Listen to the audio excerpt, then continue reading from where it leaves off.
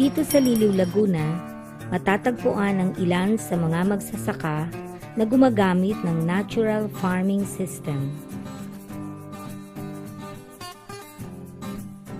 Ang natural farming ay isang uri ng pagsasaka na hindi gumagamit ng chemical fertilizers o anumang produktong gawa sa makinarya. Sa sistemang ito, binibigyang pansin ang mahalagang ugnayan ng hayop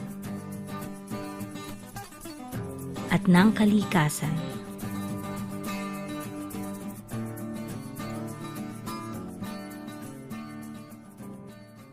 Ako si Glorioso Montero. Naninirahan sa bayan ng Liliw, edad 68. Isa si Ginoong Glorioso sa masipag at matyagang magsasaka. Buong tiyagan niyang isinakatuparan ang pagtatanim sa kanyang minanang bukid. Ako sa aking pagtatanim, ang ginawa ko ay yung natural farming. Ang ginamit kong mga pataba sa mga halaman ay yung mga nabubulok na mga dahon at dinagdagan ko ng mga pinutuyong mga ipot ng manok na siyang ginawa kong fertilizer para tumaba at lumago ang mga halaman.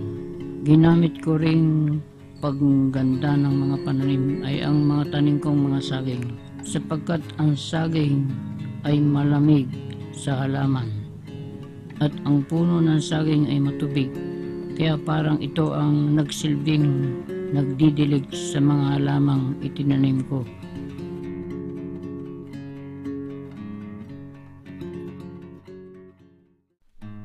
Dito sa bukid ni Ginoong Glorioso, makikita ang iba't ibang uri ng puno gaya ng niyog, saging, avocado, at lansones.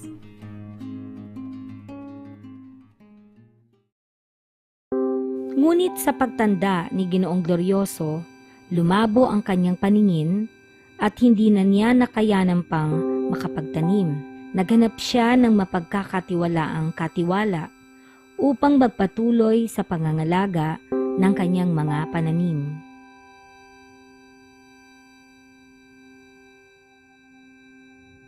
Sa bahaging ito ng bukid naninirahan ang katiwala ni Ginoong Glorioso. Siya ay may malawak na karanasan sa natural farming. Bukod sa pagsasaka, isa din siyang mahusay na mananahi ng mga tsinelas.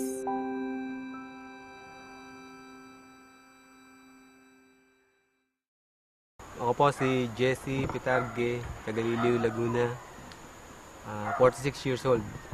Si Ginoong Jess ang pinagkatiwalaan ni Ginoong Glorioso upang magpatuloy sa pag-aalaga ng kanyang mga pananim.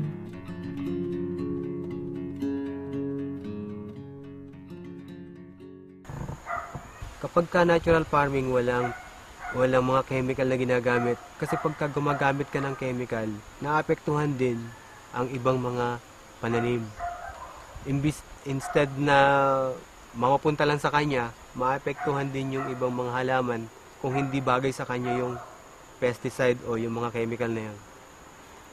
Pero yun, kung hindi bagay dun sa isang puno o mapasobra yung lagay nila, nakaka-apekto rin yun dun sa halaman at sa mga bunga nila. Nagkakaroon sila ng mga crack-crack na hindi dapat mapapunta doon sa halaman o sa bunga dahil yung chemical pag pumasok sa bunga nila medyo hindi edible kainin yun kasi makakalason sa kanila yan, di ba?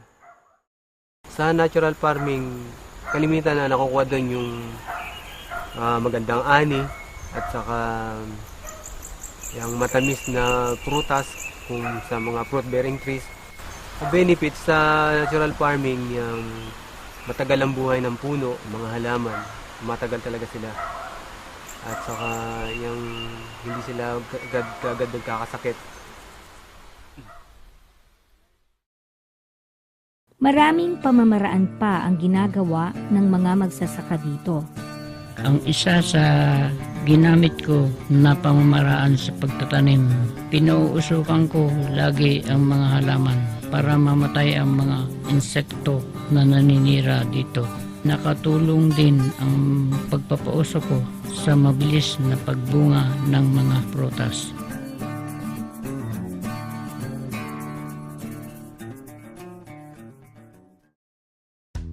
Sa bahaging ito, ipakikita sa atin ni Ginoong Jess ang tamang paraan ng panimulang pagtatanim ng buto at paglilipat ng pananim. Una, kumuha ng paglalagyan ng butong itatanim. Kinakailangang butasan ang ilalim ng lalagyan upang magsilbing daanan ng ugat ng itinanim na buto. Hugasan muna ang buto bago itanim sa lupa. Ilagay ang buto sa gitna at bahagyang takpan ng lupa ang palibot nito. Ilagay ang bagong tanim na buto sa lugar na parating nasisikatan ng araw. Sa bahagi namang ito ay mamamalas ang paglilipat ng puno. Ang bagong suwi ng puno ng saging ang ililipat na puno ni Ginoong Jess. Tiyaking tama ang espasyo ng paglilipatan ng puno upang lumaking tama at malusog ang tanim. Maghukay sa lupa ng tamang lalim upang maibaon ng maayos ang ugat ng punong ililipat. Maghanap ng malusog na suwi ng puno na handa na para ilipat sa panibagong lupa. Igit ng mabuti ang inililipat na puno upang maging tama ang pagtubo nito sa lupa. Tabunan ng lupa ang bagong lipat na puno at diligan ng tubig ang palibot nito.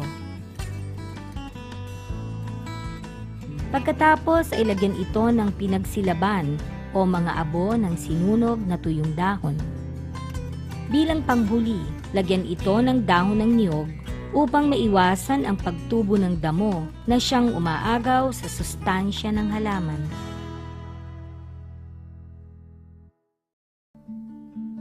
Sina Ginoong Jess at Ginoong Glorioso ay mabubuting halimbawa ng matagumpay na natural farmers. Ayon sa kanila, sipag at tiyaga ang naging puhunan nila upang magtagumpay sa larangan ng pagsasaka. Magkaiba man ng pamamaraan, ay pareho nilang isinapuso ang sistemang natural farming. Ang ginawa ko sa aming bukid ay pinuno ko ito ng mga iba't ibang klase ng prutas para pagdating nga ng araw ay pakinabangan ng aking mga anak, kapatid at mga apo, mga pamangkin at ng asawa ko.